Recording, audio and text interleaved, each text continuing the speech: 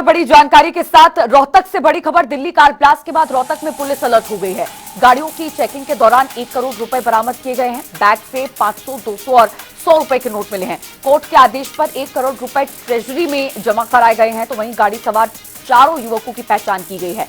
Income tax विभाग को सूचित कर दिया गया है। पुलिस मामले की तेजी से जांच कर रही है। तो आपको बता दें कि फरीदाबाद में जो धौज गांव में किराए के घर से जो सामान बरामद हुआ, जो खेप बरामद की गई, उसके बाद डॉक्टर मुजम्मिल की गिरफ्तारी फरीदाबाद से की गई, जो अल-फलाह यूनिवर्सिटी में तैनात था, पढ़ाता था। और उसके बाद फरीदाबाद के एक और सेक्टर से कुछ सामग्री बरामद हुई थी, वो आपत्तिजनक सामग्री, उसी तरह की खेप बरामद की गई थी। इसके बाद अब पूरे हरियाणा में हर जिले में जो चेकिंग अभियान है वो चलाया जा रहा है। तेजी से चेकिंग अभियान चल रहा है। हर गाड़ी को चेक किया जा रहा है। जितने भी संदिग्ध लोग हैं उन पर पुलिस की पैनी नजर बनी हुई है। और इसी चेकिंग के दौरान अब ये रोहतक से बड़ी जानकारी जो मिल रही है वो आपको बता रहे हैं। रोहतक में चेकिंग के दौरान एक गाड़ी से 1 करोड़ रुपए बरामद किए गए हैं। गाड़ी की चेकिंग के दौरान ये पैसे मिले हैं। इस बैग से 500, 200 और 100 रुपए के नोट बरामद किए गए हैं, जो कुल मिलाकर राशि जो है वो 1 करोड़ की है। अब आपको बता दें यहाँ पर कि जो गाड़ी में सवार 4 लोग थे वो पुलिस की हिरासत में, फिलहाल उनसे पूछताछ की जा रही है। पुलिस मामले की तेजी से जांच कर रही है और साथ ही और भी कई अपडेट्स इस मामले पर है। दिल्ली कार ब्लास्ट के बाद रोहतक में पुलिस अलर्ट हो चुकी है।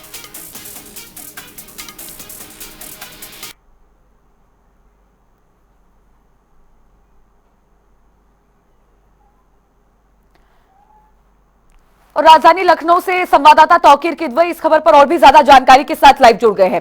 तौकीर, मेरी आवाज आपको मिल रही है? जी बिल्कुल, मैं सुन पा रहा हूं। तौकीर, दिल्ली कार ब्लास्ट के बाद कई राज्यों में हाई अलर्ट जारी कर दिया गया है। उत्तर प्रदेश भी उन्हीं राज्यों में से एक है। फिलहाल लखनऊ से क्या जानकारी मिल रही है, क्या अपडेट है? देखिए, लखनऊ कई मायने में अहम हो जाता है क्योंकि राजधानी है उत्तर प्रदेश, पूरा अमला यहाँ चलता है, सरकार यहाँ चलती है।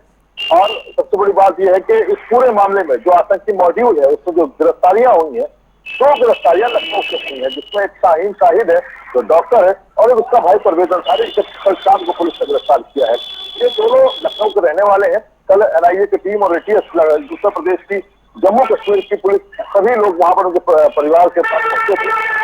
भी रेड की थी, उनके पिता से भी बातचीत की गई थी, लेकिन ये तस्वीर साफ हुई थी कि 1.5 साल से शाहीन शाहिद लखनऊ नहीं आई थी।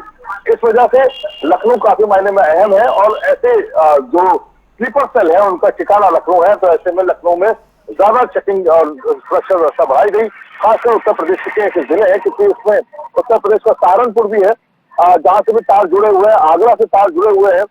इस पूरे घटनाक्रम से जुड़े हुए जो आरोपी है जिनको गिरफ्तार किया गया है आतंकी मॉड्यूल में, उसमें सहारनपुर, शामली, अलीगढ़ और मुजफ्फरनगर ऐसे जिले हैं जहां से ये तार जुड़े हुए हैं। यहाँ पर भी सुरक्षा व्यवस्था बढ़ाई गई है।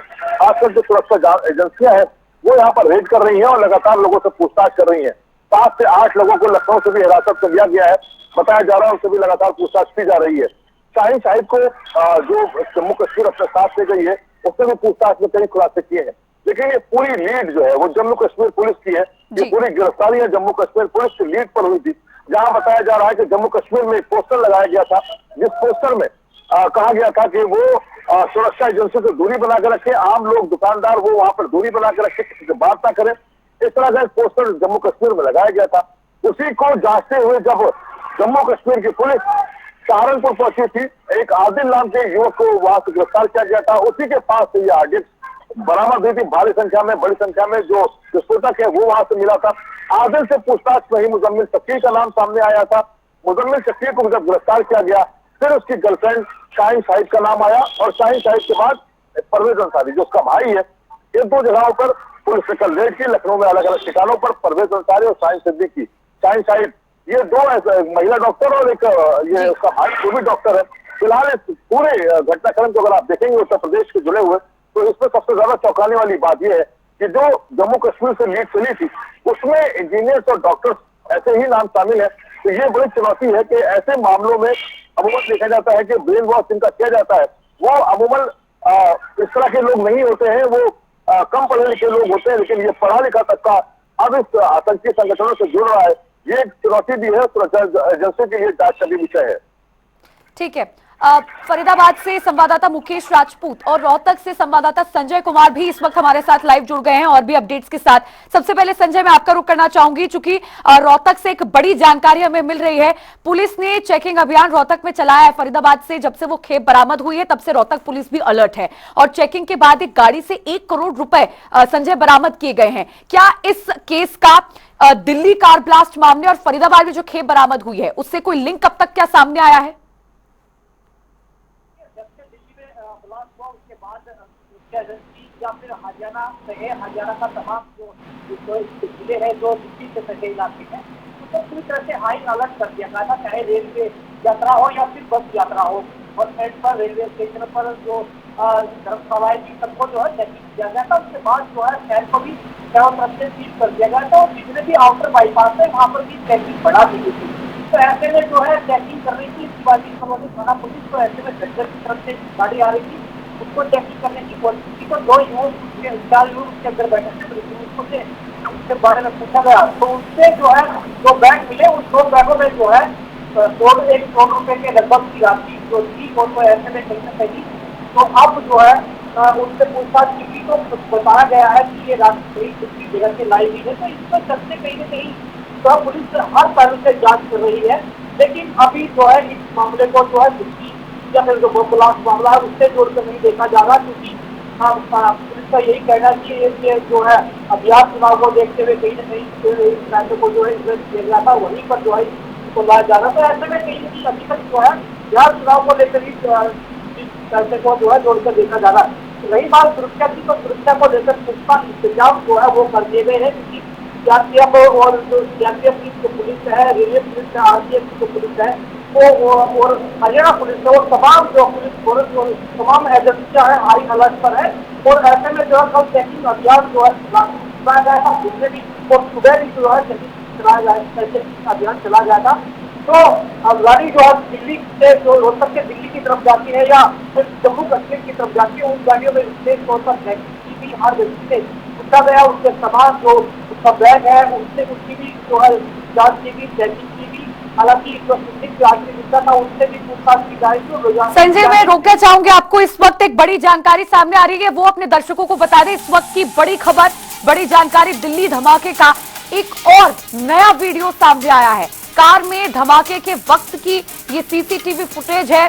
दिल्ली धमाके का नया वीडियो सीसीटीवी फुटेज एक और दिल्ली कार ब्लास्ट का सामने आया है। इससे पहले आपको बता दें कि 2 सीसीटीवी फुटेजेस सामने आ चुके हैं जिस दौरान मेट्रो स्टेशन की पार्किंग से गाड़ी निकल रही थी। एक सीसीटीवी फुटेज वो था जिस दौरान उस व्यक्ति को स्पॉट किया गया था जिसने काले रंग का मास्क अपने मुंह पर पहना हुआ था। इसके बाद एक और सीसीटीवी फुटेज सामने आई थी, वो भी अपने दर्शकों को हमने टीवी स्क्रीन पर दिखाई थी, जब टोल प्लाजा पर वो i20 सफेद रंग की गाड़ी गुजर रही थी टोल प्लाजा से और उस वक्त भी वही व्यक्ति उस गाड़ी में मौजूद था। और अब एक और वीडियो दिल्ली धमाके का सामने आया है, तस्वीरों के जरिए अपने दर्शकों को दिखा रहे हैं। ये एक और सीसीटीवी फुटेज है, नया वीडियो कार ब्लास्ट के दौरान का। और राजधानी दिल्ली से संवाददाता स्पर्श इसी पर और भी जानकारी और अपडेट्स के साथ हमारे साथ जुड़ गए हैं लाइव। स्पर्श, 2 वीडियोस अभी तक सामने आ चुके हैं दिल्ली कार ब्लास्ट के। अब जो ये तीसरा वीडियो है ये काफी भयावह और खौफनाक है। अभी तक हमने जो वीडियोस देखे थे उसमें सिर्फ उस संदिग्ध व्यक्ति को स्पॉट किया जा रहा था जो कार में था, लेकिन अब ये वो वीडियो है जिसमें ब्लास्ट होते हुए साफ साफ नजर आ रहा है।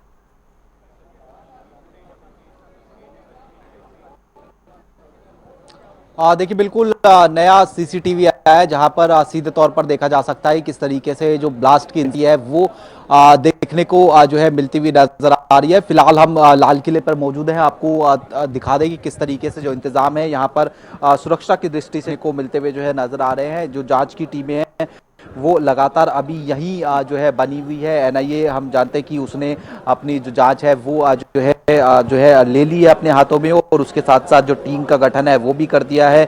10 अधिकारी में वो बना दिए और एनआईए के जो एडीजी है विजय सखारे, उनके नेतृत्व में जो टीम है वो पूरी तरीके से जो है जांच कर रही है। अब पूरे इलाके को जो है के टप्पे पर जो निगरानी है वो कहीं ना कहीं वो सीधे तौर पर जो करती जो है नजारी जो जांच है वो सीधे तौर पर भी जो है नजर आ रही है। और इस बीच जिस तरीके से हम जानकारी भी दे रहे हैं कि जो ये नया सीसीटीवी जो निकलकर सामने आया है, जहां पर जो दिख रहा है कि किस तरीके से जो इंटेंसिटी है वो देखने को जो है इस पूरे ब्लास्ट की मिलती हुई नजर आ रही है। और अगर हम बात करें अब दिल्ली में लगातार जो बैठकों का दौर है वो देखने को मिलता, श्री अमित शाह जो है वो जो है हुए हैं, उसके साथ साथ बैठक है वो दिल्ली में जो है बुलाई गई है। उसको लेकर भी जो है इस बैठक में चर्चा होगी। किस तरीके की जो जानकारी है वो प्रधानमंत्री के साथ में जो है साझा की जानी, क्योंकि प्रधानमंत्री जैसे विदेशी दौरे से लौटेंगे तो एक की जानी, क्योंकि प्रधानमंत्री जैसे विदेशी जो विदेश मंत्री है तो तमाम तरीके जो टॉप कैबिनेट के मेंबर्स हैं वो बैठक में रहने वाले हैं। और रिव्यू होगा और फर्दर जो है किस तरीके के निर्णय लिए जाए, एक्शन किस तरीके से लिया जाए, इसको जी। लेकर जो बैठक है उसमें जो डिस्कशन है वो देखने को मिलता नजर आएगा। वहीं दूसरी तरफ अगर हम बात करते हैं, देश भर में जिस तरीके से छापेमारी लगातार चलती हुई नजर आ रही है, स्टैब्लिश करने की कोशिश होती हुई नजर आ रही है आखिरकार किन परिस्थितियों में ये जो है ब्लास्ट हुआ है, इस ब्लास्ट के पीछे कौन सा आतंकवादी संगठन है, अगर ये आतंकी ब्लास्ट है किस तरीके से किया गया, क्या ये जो है ब्लास्ट है किस तरीके से किया गया, क्या ये जो है जिस तरीके से 29 किलो अमोनियम नाइट्रेट पकड़ा गया तो उसके बाद में हड़बड़ी में ये ब्लास्ट किया गया, या फिर क्या रणनीति थी इस ब्लास्ट के पीछे, और अगर ये ब्लास्ट दिल्ली में अब नहीं होना था तो कब जनवरी के महीने में होना था। इस तमाम तरीके की जो सवाल है वो अभी जो है उनका जवाब जो है आना बाकी है। और उसी को लेकर हम देख रहे हैं कि लगातार जो अभी एजेंसीज हैं वो अपनी कार्रवाई जो है करती हुई नजर आ रही है। ठीक है, इस पर फरीदाबाद से संवाददाता मुकेश राजपूत भी हमारे साथ लाइव जुड़े हुए हैं। मुकेश, फरीदाबाद में डॉक्टर मुजम्मिल की गिरफ्तारी के बाद से और दिल्ली में हुए कार ब्लास्ट के बाद से इन दोनों ही कड़ियों को जोड़ के देखा जा रहा है और उसके बाद फरीदाबाद की अल-फलाह यूनिवर्सिटी में गतिविधियां काफी तेज हो गई हैं। डॉक्टर मुजम्मिल के बारे में पूछताछ की जा रही है। उस यूनिवर्सिटी के जो अध्यापक हैं, टीचर्स हैं, प्रिंसिपल है, छात्र हैं, सबसे पूछताछ की जा रही है। जितने भी संदिग्ध लोग नजर आ रहे हैं पुलिस को, उनसे भी खास तौर पर पूछताछ हो रही है। तो अभी तक क्या कोई जानकारी, ठोस जानकारी सामने आई है जिससे पुलिस को कोई सुराग मिले, कोई सबूत मिले डॉक्टर मुजम्मिल के खिलाफ और आगे की कड़ियां इस केस में सॉल्व हों? देखिए तिशा, बिल्कुल, क्योंकि साफ तौर पर अगर देखा जाए तो जो अल-फलाह यूनिवर्सिटी है फरीदाबाद की, वही इसका एक मुख्य गढ़ जो है वो कहीं ना कहीं बना हुआ है। क्योंकि जो डॉक्टर मुजम्मिल है वो अल-फलाह यूनिवर्सिटी में जो है वो कार्यरत थे। इसके अलावा जो गाड़ी दिल्ली के अंदर ब्लास्ट हुई, जिस गाड़ी को जो उमर नबी जो चला रहे थे वो भी अल-फलाह यूनिवर्सिटी में जो है वो कार्यरत थे। इसके अलावा अगर डॉक्टर साहिना की बात करें, जो कि डॉक्टर मुजम्मिल की जो काफी करीबी थी, वो भी इस अल-फलाह यूनिवर्सिटी से जो है वो उसी में कार्यरत थी, साथ में कार्य करती थी। तो ऐसे में जाहिर सी बात है कि जो पूरे जो तार है वो अल-फलाह यूनिवर्सिटी से जो है वो कहीं ना कहीं जुड़े हुए हैं। लगातार बात की जाए तो कल जो है वो सुबह 5 बजे से ही अल-फलाह यूनिवर्सिटी में जो है वो सर्च ऑपरेशन चल रहा था। डॉक्टर जो नबी है, जो उमर नबी है, उनका जो रूम था, जो फर्स्ट फ्लोर पर जितने भी सारे कमरे थे, सभी कमरों की जो है वो तलाशी वहां पर पुलिस के द्वारा ली गई। इसके अलावा 50 से ज्यादा लोगों से जो है वहां पर पूछताछ की गई थी। 6 से 8 लोगों को जो है वो हिरासत में लिया गया था, जिसमें डॉक्टर और स्टूडेंट्स जो है वो शामिल थे। पूरी तरीके से बताया जाए तो कहीं ना कहीं हर कड़ी, हर पहलू को जो है वो पुलिस जो है वो यहाँ पर खंगालने में लगी हुई है, पूरी तरीके से की जा रही है। इसके अलावा और जो सर्च अभियान धौज गांव के अंदर किया गया था, उसमें करीब जो बात करें तो तबलीगी जमात के करीब 11 लोग, जो कि अभी कुछ दिनों पहले ही अपने धर्म का प्रचार करने के लिए गांव के पास आए थे, उनको भी हिरासत में लिया गया था। हालांकि पहले 7 लोगों को पूछताछ के बाद छोड़ दिया गया, परंतु उसके बाद में जो है वो 7 लोगों को वापस बुला लिया गया, यानी कि 11 लोगों को जो है वो फिलहाल हिरासत में लिया हुआ लगातार पूछताछ की जा रही है। इसके अलावा बात की जाए तो जो फरीदाबाद क्राइम ब्रांच की टीम है वो जो है वो जम्मू कश्मीर जो है वो पहुंची हुई है पूछताछ के लिए। तो पूरी तरीके से बात की जाए तो हर एंगल को, क्योंकि ये जो मामला है ये बहुत बड़ा मामला है, क्योंकि 2900 किलो के समथिंग जो अमोनियम नाइट्रेट जो बरामद हुआ है, आधुनिक जो हथियार बरामद हुए, बम बनाने की जो सामग्री बरामद हुई है, उससे साफ तौर पर जाहिर है कि एक बड़ा प्लान जो है वो इन लोगों का यहाँ पर चल रहा था, जिसका गढ़ कहीं ना कहीं जो है वो अल-फलाह यूनिवर्सिटी बना हुआ था। क्योंकि तीनों लोग जो है वो अल-फलाह यूनिवर्सिटी से जो है वो संबंध रखते हैं। तो ऐसे में जाहिर सी बात है कि अल-फलाह यूनिवर्सिटी एक मुख्य पॉइंट है। हालांकि फतेहपुर तगा और धौज गांव जो है वो कहीं ना कहीं किराए पर लिए हुए मकानों के अंदर इस अमोनियम नाइट्रेट को जो है वो रखा गया था, यानी कि जो पदार्थ है, यानी कि जो विस्फोटक पदार्थ है, उसको वहां पर रखा गया था। हथियारों को वहां पर रखा गया था। तो पूरी तरीके से देखा जाए तो जो अल-फलाह यूनिवर्सिटी है उसमें लगातार जो वहां पर काम करने वाले लोग हैं, साथ में जो काम कर रहे थे, उनसे जो है वो लगातार फरीदाबाद पुलिस क्राइम ब्रांच की टीम है और इसके अलावा एसटीएफ की जो टीम है वो लगातार बारीकी से पूछताछ कर रही है, सख्ती से पूछताछ कर रही है। कहीं कोई और तार जो है वो कहीं ना कहीं मिलने के आसार है। हालांकि अभी तक क्या कुछ मिला है क्या नहीं, अभी तक इसकी कोई ठोस जानकारी प्रशासन के द्वारा जी। नहीं दी गई है, परंतु ये जानकारी कंफर्म है कि करीब 6 से 8 लोगों को हिरासत में लिया गया है। तबलीगी जमात के लोग जो है वो पकड़े गए हैं। इसके अलावा बात की जाए तो करीब 50 से ज्यादा लोगों से पूछताछ जो है वो कहीं ना कहीं यूनिवर्सिटी के अंदर ही जो है की गई है। कमरों की तलाशी बाकायदा ली गई है। पूरी तरीके से हर पहलू पर जो है वो यहाँ पर पुलिस काम करती हुई नजर आ रही है। दिशा, ठीक है संजय, रोहतक से जिस गाड़ी से 1 करोड़ रुपए बरामद किए गए हैं उस गाड़ी में 4 युवक सवार थे। पुलिस ने क्या उनसे कोई पूछताछ की है? क्या कुछ निकलकर सामने आया है? उन युवकों का क्या कहना है? वो 4 युवक कौन हैं? कहां से ये पैसे लेकर आ रहे थे? और अभी फिलहाल वो जो 1 करोड़ रुपए की जो एक बड़ी कीमत है, पुलिस ने ये रकम जब्त की है, उसका क्या कुछ किया जा रहा है? क्या अपडेट है इसे लेकर? देखिए, ऐसे समय में जब ये पैसा पकड़ा जाना, जब दिल्ली में ब्लास्ट हुआ और जो है हमारी जांच एजेंसियां जो है पूरी तरह से अलर्ट दिखाई दे रही थी, ऐसे में कहीं ना कहीं इस मामले को फरीदाबाद से जोड़कर देखा जा रहा था। तो डॉक्टरों का जो कहीं ना कहीं अरेस्ट होना, तो कहीं ना कहीं संदिग्ध के घेरे में जो है ये पैसा भी है। और इसके चलते जो पुलिस है वो पूरी बारीकी से जो है जांच कर रही है। हर पहलू से जो है इसकी जांच के लिए जांच दिखाओ दिखा तो जो है और भी जो है कई एंगल इस चीज के हो सकते हैं। तो हर एंगल से इसकी जांच करिए। अभी पुलिस जो है किसी साधे में मामला बड़ा हो सकता है, क्योंकि 1 करोड़ रुपए का मामला अभी जो है 4 युवक गाड़ी में बैठकर आते हैं और सरेआम जो है लेकर जाते हैं। तो कहीं ना कहीं इसका कहाँ उपयोग होना था, किसके लिए लेकर जा रहे थे और कहाँ लेकर जाना था और किसको किसके पास पहुंचाना था, पूरी जांच जो है पुलिस करेगी। इसके बाद ही कुछ तथ्य सामने आएंगे। लेकिन अभी पुलिस जो है पूरी तरह से जांच करी है। पुष्टि जो है इस मामले पर साझी हुई है। आमतौर पर जो है पीआर डिपार्टमेंट ने एक प्रेस नोट जारी करके पूरी सूचना दी है। उन्होंने यही बताया कि नाका जो है लगाया गया था और जिस तरह से दिल्ली में बम ब्लास्ट हुआ था, ऐसे में थोड़ा हाई अलर्ट पर था और सभी सुरक्षा एजेंसियां भी हाई अलर्ट पर थी। और इसके चलते जो है सभी होटल रेस्टोरेंट जो है गाड़ियों को और रेलवे स्टेशन बस स्टैंड को सभी को चेक किया जा रहा था। इसके चलते जो है पैसा पकड़ा गया है और अभी जो है उन 4 युवक है उससे भी पूछताछ की जा रही है कि आखिर जो है। चलिए ठीक है। अब तौकीर किदवई भी लखनऊ से हमारे साथ लगातार जुड़े हुए हैं। तौकीर, अब लखनऊ में तो अलर्ट जारी किया ही हुआ है क्योंकि उत्तर प्रदेश की राजधानी है। लखनऊ के अलावा और कौन कौन सी जगह हैं और वो कौन कौन से जिले हैं जो काफी ज्यादा सेंसिटिव फिलहाल माने जा रहे हैं, जो हाई अलर्ट पर है, जहां पर सघन चेकिंग अभियान चलाया जा रहा है, उनको रेडियस जो है वो माना जा रहा है किसी भी गतिविधि का? देखिए, उत्तर प्रदेश की बात की जाए तो यहाँ पे कई ऐसे सांस्कृतिक धरोहरें हैं जहाँ पर कई पुराने मंदिर हैं। वहां पर सुरक्षा बढ़ाई गई है, चाहे अयोध्या हो, चाहे काशी हो, प्रयागराज है, मथुरा है।